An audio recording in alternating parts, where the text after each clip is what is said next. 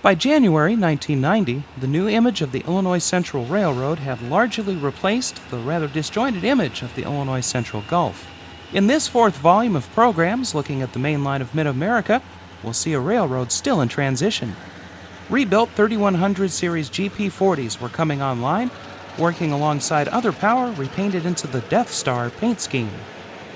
Paducah rebuilt power was still abundant in early 1990, but by the end of 1991, the GP8s and GP10s would largely be replaced by a fleet of used Burlington Northern SD40-2s.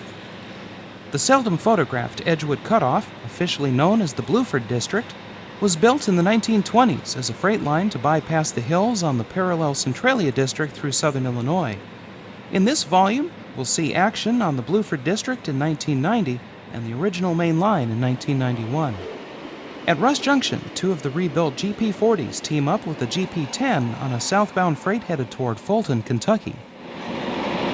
Following behind is another southbound with number 3107 in the lead.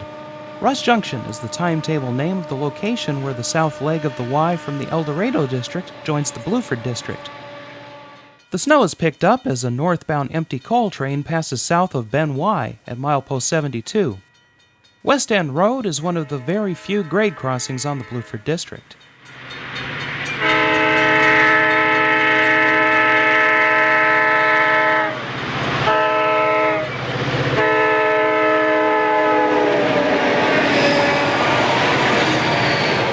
At Ferber, a northbound loaded coal train rounds the Y onto the Bluford district.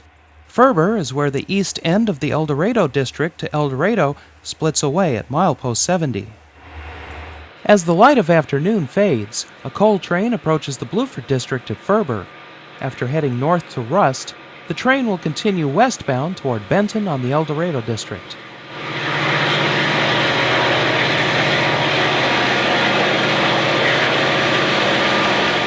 The Bluford district crosses the Ohio River by way of the Metropolis Bridge.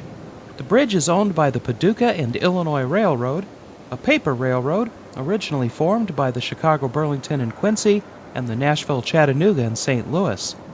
The Illinois Central fought construction of the bridge for several years, content to use a car float operation from Illinois in an attempt to keep competition out of Paducah.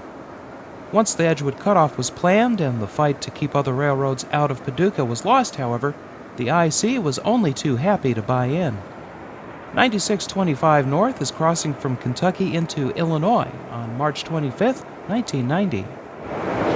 SD40 number 6071 leads a northbound at Russ Junction.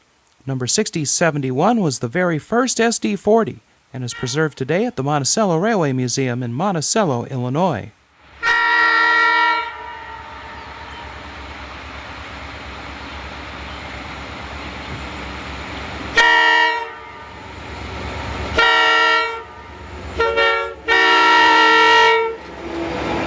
From the Bluford district, we head west to the Centralia district and the original main line.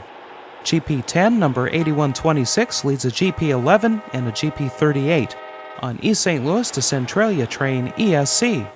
This train has come off the St. Louis district at DuQuoin.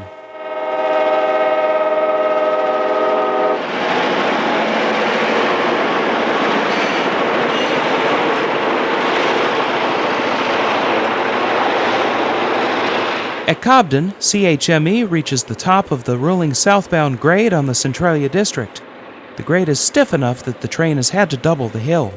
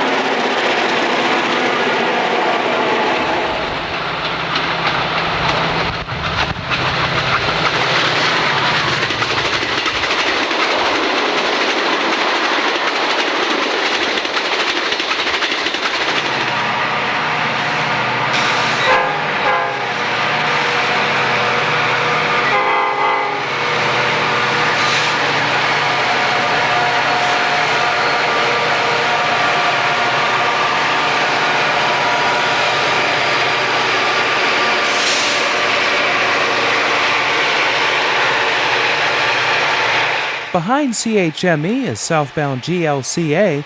The second and third units are newly acquired SD40-2s.